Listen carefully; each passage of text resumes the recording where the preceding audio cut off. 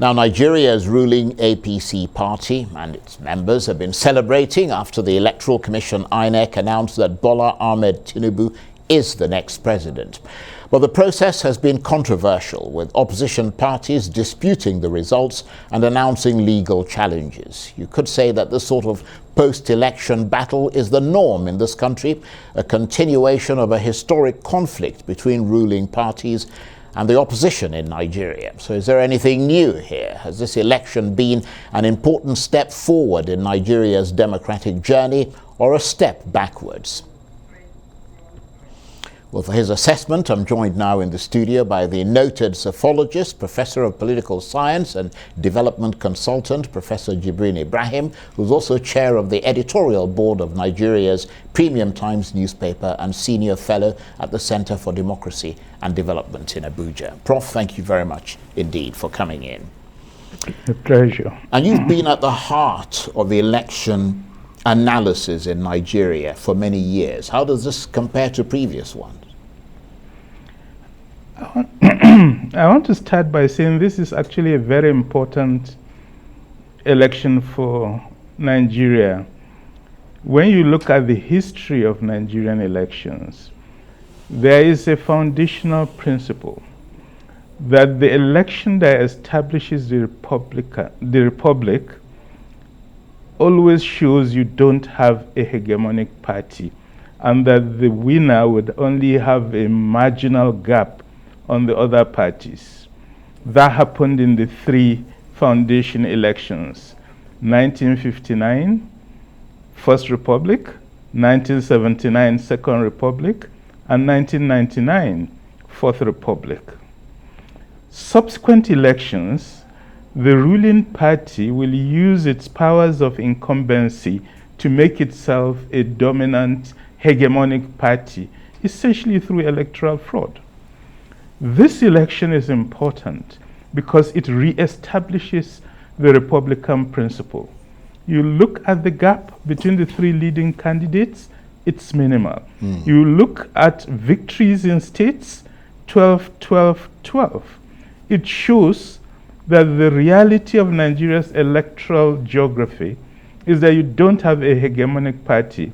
And those parties that are calling for a revocation of these elections are making a major mistake because they have gains. Incumbent parties were defeated in Katsina, in Kano, in Lagos, etc. Those are huge gains by these parties, and they should respect their own gains. This is not to say that they don't have reasons to complain. They do, because the second reality about this election is that there are significant levels of fraud, and that therefore they need to challenge what happened in these elections, and they need the judiciary to show the extent to which the fraud had consequences on electoral outcomes. There is a test in election, and that test is not whether or not there's fraud. There's always some fraud in every election. The test is the quantum of fraud sufficient to have changed the final outcome of the elections? We don't know that at this point, and that therefore the correct position, as I understand it, is to challenge these outcomes in the courts of law and let the judiciary adjudicate over the matter. Well, of course, the parties have 21 days from when the election results were announced to challenge those results in court. I mean, the question is, how will the courts react? I mean, in Kenya and Malawi, we've had the Supreme Courts in those countries overturn the elections, and people had to go out and vote again. But it's never happened in Nigeria, has it? Certainly not on the presidential level. No, it's never happened here. But that doesn't mean it will never happen. It might. I've written quite a number of columns criticizing the integrity of the judiciary. But I also know not all members of the judiciary are corrupt, and that in any case, in our political system, that institution has responsibility for adjudication, And we, as citizens, have a responsibility to go through that process and accept the outcomes of the process. Well, I mean, it's not just the political parties that have condemned the process. I mean, 7 international observer missions have said that these elections fell far short of what Nigerians were expecting. It's not only that. These elections fall short of what INEC promised.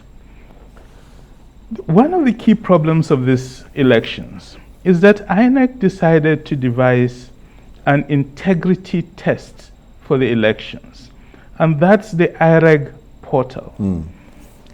To assure Nigerians that the elections will be free, fair, and credible, it devised this method through the Beavers machine to scan the forms of the results at the polling unit, EC8A, and send it directly to the portal where everybody would see it, and promoted this as the integrity test of the elections. At the end, they didn't deliver on that, and therefore have full responsibility for proposing a very good integrity test and not being able to implement that integrity test, and therefore casting aspersions on the elections they conducted and really affecting its credibility.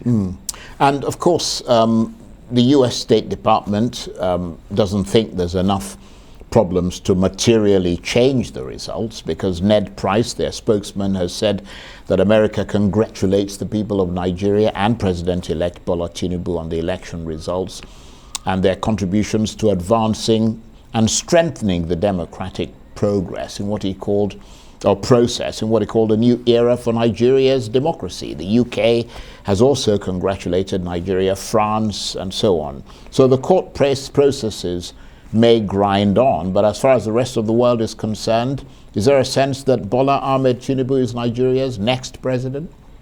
Well, by law, he has been elected, except if the judiciary reverses that decision taken by the electoral umpire. The APC are right to celebrate. If, however, the court say they didn't really win, at that point they start to weep. But this is celebration time for them. But this is a time for the other parties who are concerned with irregularities in the elections to do their homework. They had party agents in all the polling units compile their reports, establish what happened, make their case, and go to court to prove their case. I like the attitude of saying, we think we won, we have the evidence to prove it, and we'll go to court and prove it. That's the Republican spirit. Right, and I mean, the you know, you talked about this being, in a sense, a democratic step forward. I mean, but what's the other sense? Well, for me, the other sense is, frankly, INEC has no excuse not to have performed on the IREG system. In recent times in this country, we have had problems of the use of technology. The NIN, for example, when they closed the deadline and everybody tried to register and the systems crashed. But these are not problems that are insurmountable. There are ways of testing your capacity, the scale of what you are confronted with, to make sure that you do not get surprises at the end. At this point, we don't even actually know what happened. We need transparency. We need INEC to come out quite openly to tell us exactly what happened, who has responsibilities for this terrible mistake that happened, and what are the consequences for those mistakes. Well, they may obviously be forced to do that in a court of law, but I mean, the point is that the main grievance is the fact that electoral law dictates that once voting is completed at a polling unit, it must be uploaded onto the INEC portal so that when results are announced at the National Collation Center, people can reference those results. And the issue here is that portal never worked properly. So their argument is that if the announced results cannot be verified against that portal, then how would they know that the results are for real? Well, the legal basis for verifying the reality of results is actually the forms. The law speaks of posting or transferring to the portal, but the law is also clear that the polling unit results on from EC8A is what goes to the ward, from ward to local government to state, and finally to the central office in Abuja.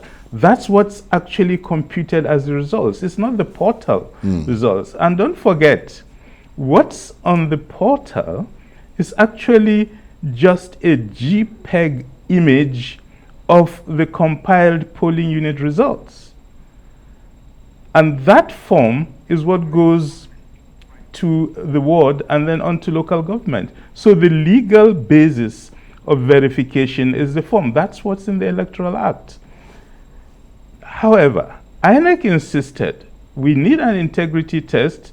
So in addition to the manual system of forms, let's also have these images on the portal so that people can cross-check that what they saw in the polling units is what was actually sent from the polling units to the ward and onto local government. Yeah, but so that's why I call it an integrity test. Yeah, but also it is part of the law because the law empowers INEC to come up with a regulation and guidelines by which the election will be bound.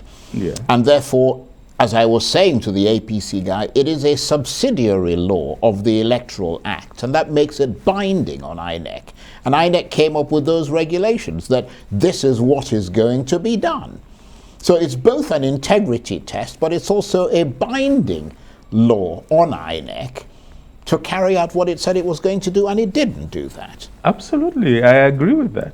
So, I mean, an exceedingly low voter turnout, questions over the credibility of the election, and a diminished vote for the president-elect Bola Tinubu, because it was a very small percentage. Where does that leave him, and what should he do going forward? Should his central focus be, first and foremost, national unity and bringing Nigerians together?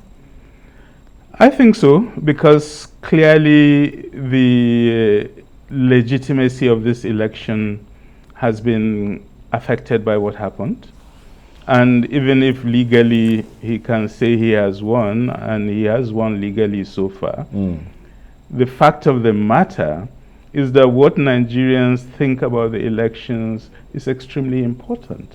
And what most Nigerians think appears to be that we are not confident in the results as announced because of the lack of transparency due to the non-functionality of the IREG system.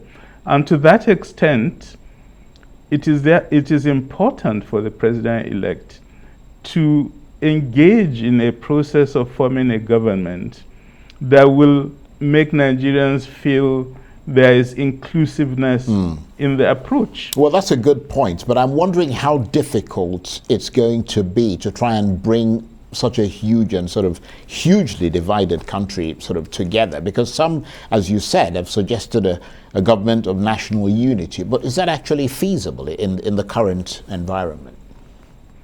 Well, a government of national unity is something we've had experiences with, the most famous being the 1960 government, but also you recall the 19 79 government. The question always is, are the other parties willing to accept it? Absolutely. So if they are not willing to accept it, of course it falls by the wayside. But for me, the key word is inclusiveness, because one of the concerns with the current government, the Buhari administration, is that it has not been very inclusive, and there's been lots of concerns over that matter. So this government is going to be formed within the historical background of representing a party that in the minds of many Nigerians already lacked inclusiveness in its approach. So it's some sort of a double jeopardy. The 8 years of the APC plus the nature of the elections that we've just been through. And that's a huge hurdle to climb, and it will be very difficult for the government to be able to convince Nigerians that we are for all Nigerians, as he said in his acceptance speech after the results were announced. But that effort must be made. Prof, thank you very much indeed. Professor Jibrin Ibrahim is a noted psephologist, professor of political science, development consultant, and also chair of the editorial board of Nigeria's Premium Times newspaper. And as if that isn't enough, he's also a senior fellow at the Center for Democracy and Development in Abuja. Thank you very much indeed.